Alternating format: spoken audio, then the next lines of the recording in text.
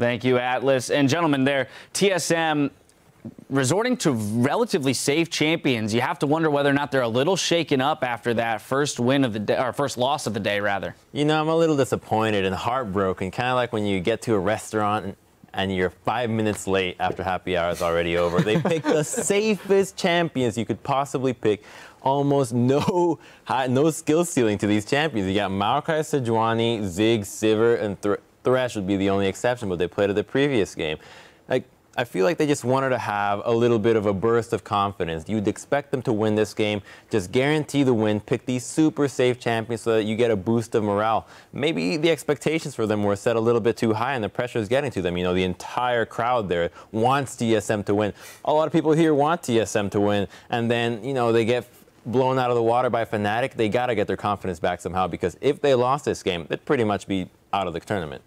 Yeah, I feel like losing to Fnatic is nothing bad, though. I think that Fnatic just played a really strong game. But yeah, I thought TSM was, I don't know, not so polarizing with the last picks, going for the Ziggs, going not for an assassin or anything like this, not going with any great TP plays, just actually beating them standard, and, well, that was actually the game.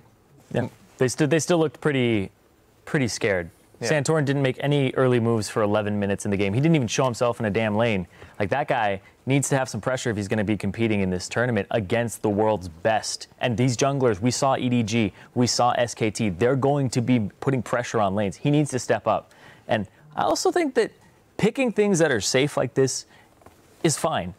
Low execution is totally fine. Like, you say it's like getting to happy hour 5 minutes late, but the food is still good. You're still going to get satisfied with what you pay for. The other thing, right, is where I think you don't have to give anything away in this game. You're going up against like SKT, EDG. These are must-win games now. Like, why are you going to bust out a brand new team composition to beat the international wildcard team? Like, play something super standard, go back into your lane swap. You've played that way all season long. Like, you're not trying to blow these guys out of the water. Like, at the end of the day, a win's a win, and they just picked it up, so fantastic work. Exactly that. At the end of the day, a win's a win. Solid victory there for TSM, getting themselves on the board. We're going to kick it over to Shocks for a